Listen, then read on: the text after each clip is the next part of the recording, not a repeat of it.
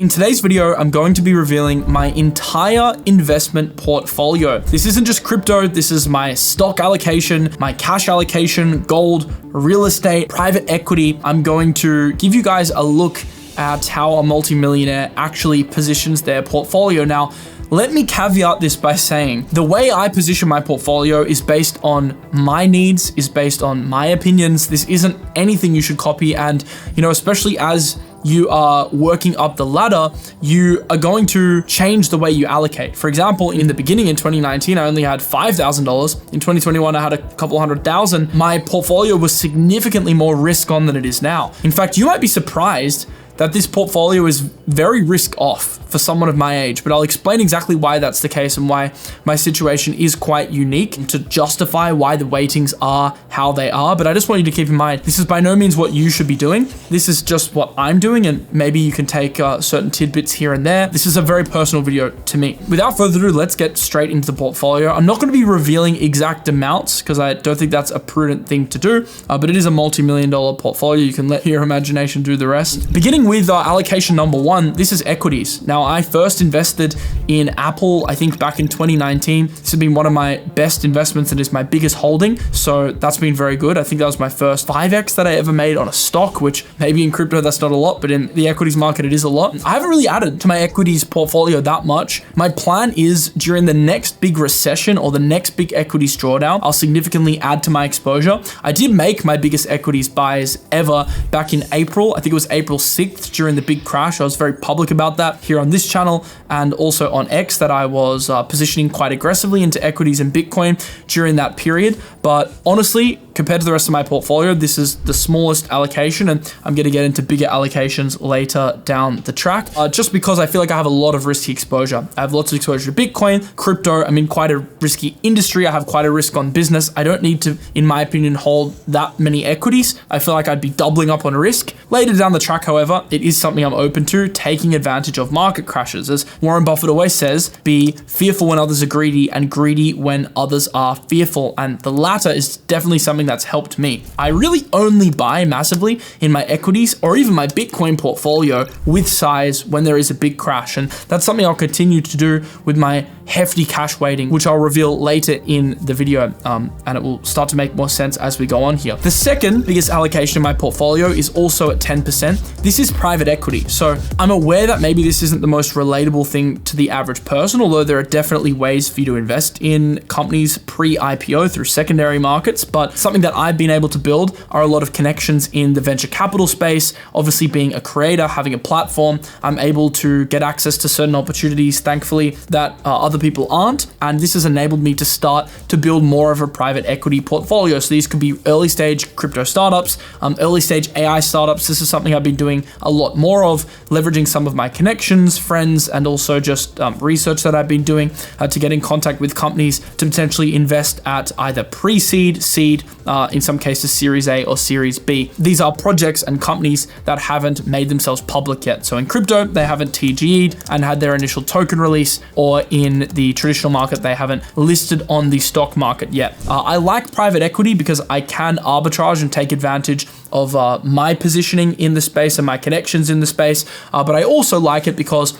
although the strike rate might not be as high as liquid stocks or liquid crypto, you are able to hit bigger multiples when you hit them. There was one example of a trade. I'll give you some context here. I think it was Ondo, where I got into the seed round at, I believe it was 2 cents, which is absolutely bonkers because that ended up going, I think at one point to like $1.50. Now I didn't sell it at $1.50. I had some vesting attached. That's one thing with all of these investments. You'll have sometimes a vesting schedule, especially in crypto, but I was able to make like effectively a 40 to a 60X, which is absolutely insane. It was my best performing seed investment to date. However, I have also had rounds where I'll invest in a protocol and they'll just never launch, or I'll invest in a company and they'll just never float, or they'll perform extremely badly on launch. So you have to realize when you're playing the private equity game. By the way, you can also do this with secondaries.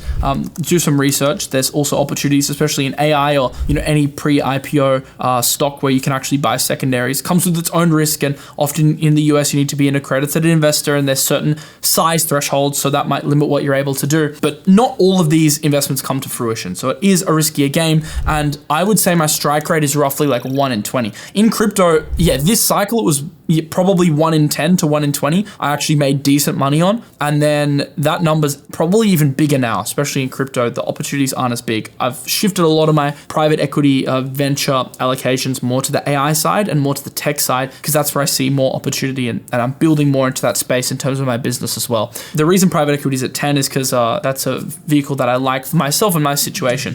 Coming up next, also at 10%, and this does fluctuate like everything in my portfolio, is real estate. So I'm not going to reveal in this video exactly how I'm exposed to real estate. It could be through residential, commercial, or REITs, but I do have real estate in order to balance out my allocation. So I feel like real estate, although it's not the silver bullet some people think it is, it definitely is a good way to balance out risk versus the business versus my equities allocation versus my crypto allocations. I think in many ways this might be a bit controversial, but I'll state my opinion anyway, as I always have here on the channel. I think real estate's slightly overrated, and what I mean by that is I think we've been conditioned from like a young age to like go buy a house, invest in real estate. It's going to be a great investment. But if you actually run the math and run the models, if you just DCA'd into equities, obviously you can't leverage in the same way, but you would have actually outperformed real estate by a pretty big margin, depending on where you're based, but in most first world countries. Also, if you DCA'd into Bitcoin, you would have also made a lot more money than real estate. Now, I understand that there's a benefit to being able to leverage. I understand that there's a benefit in the safety, which is why it's in my portfolio instead of not being in my portfolio at all. But it's probably not the number one investment I would target, especially if you don't have that much capital to begin with. Instead of, in my opinion, saving up for a deposit, I would more so focus on building exposure to risk assets, especially on major dips. You'll probably end up outperforming, make more money to go and buy the property later. One other negative about real estate is also maintenance. Physical real estate isn't the greatest thing for a lot of people that want like ultimate freedom. It's quite hard to liquidate. You got to pay lots of fees, lots of tax. You got to maintain it. You got to find tenants leave. It is a headache. It's never fully passive. So for some people, it makes sense to own absolutely zero real estate. So there's other options for you, like tokenized real estate, REITs. So these are real estate investment trusts that you can invest in and get exposure that way. You can invest in companies that invest in commercial real estate. You can get into manufacturing or construction companies that are publicly listed. There are other ways to get exposure to real estate. So just keep that in mind. All right, my allocation number 4. This is also at 10%. This is gold.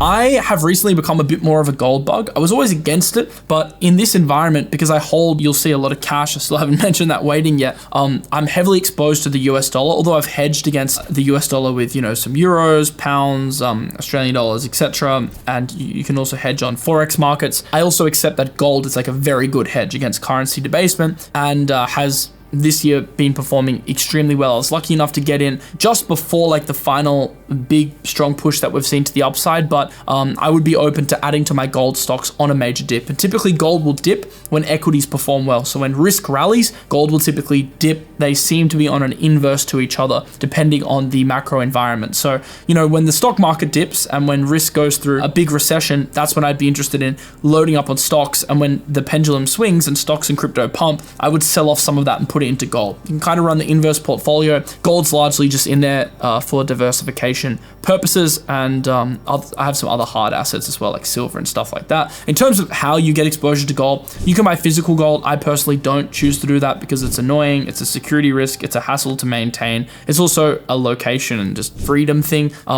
You can buy gold notes, gold mining companies, gold CFDs, gold. There's a gold stablecoin now even. Like there are other ways that are much more convenient to get exposure to the gold market while still, having exposure to the underlying asset itself. Now for the two you're probably most interested in if you're subscribed to this channel. Number 5 is crypto. So crypto is not my biggest holding. Now it's obvious my biggest holding is cash. I'll get into why my biggest holding is cash right now. It might be slightly controversial since we're in technically the middle of a bull phase for Bitcoin and for equities, although alts have had a lot of dispersion. But my largest crypto holdings, Bitcoin. I've recently gotten into the habit of not even counting Bitcoin as part of my crypto portfolio. Like all my spreadsheets have them separate. Crypto, Bitcoin. Just because like Bitcoin's in its own league, in my opinion. I first bought my first Bitcoin in 2019 for $5,000. I've continued adding since. I publicly made my biggest Bitcoin buys ever recently in the beginning of April during that big market crash. And Bitcoin is definitely my biggest holding.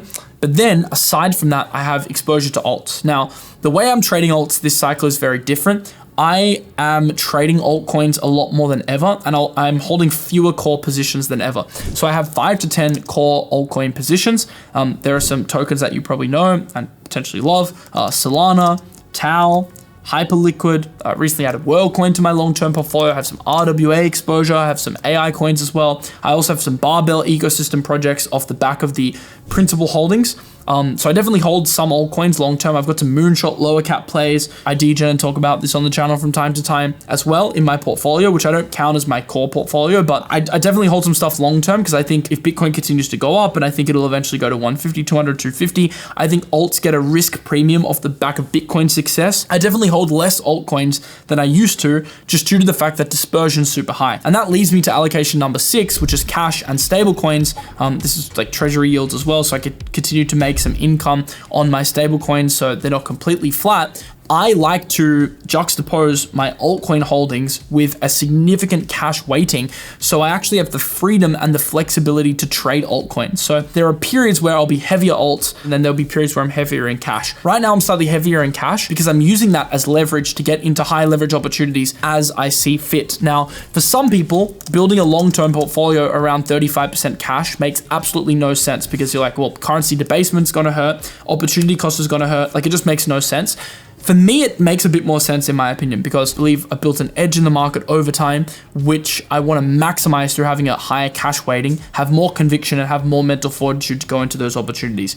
The other thing, which is also unique to me, is the fact that I have a risk on business. My business, my primary business that makes me income outside of the main revenue source, which is investing and trading, is the crypto media business. There are a variety of things that I have as a part of this. I have my Discord, I have YouTube revenue, I have sponsorships, we have the referral links as well, which still generate some passive income.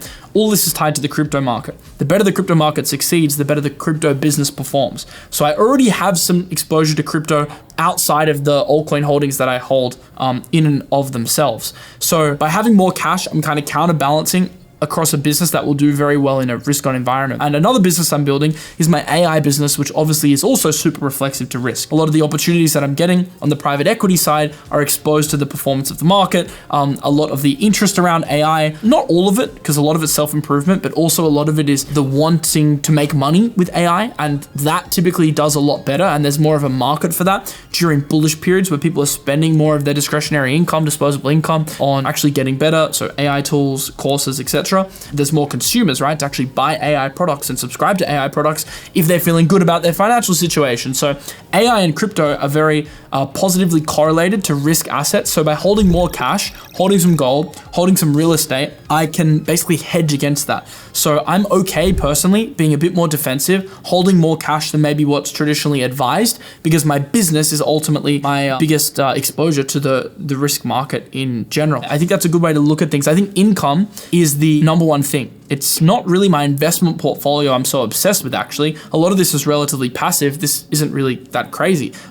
What I do really obsess about is the monthly cash flow, income, expenses, because ultimately you're going to use your income to funnel back and DCA back into your investment portfolio to keep growing that pie as well. So you continue to grow your income streams and you continue to invest in your investment portfolio. I don't like to spend that much energy and effort on my investment portfolio outside of my altcoin trading. That's definitely what takes the most time, but it also has the most reward. I prefer to spend most of my time on my business, altcoin research as well. I think these are the things where I have outsized rewards, and then my equities and real estate, this is relatively passive. Like, you'll see a lot of people with smaller portfolios, they'll be investing $10,000, put 90% of their energy in, how do I invest this 10K? How do I invest it? Where do I put it? Is this the right thing? How much real estate? What equity should I buy?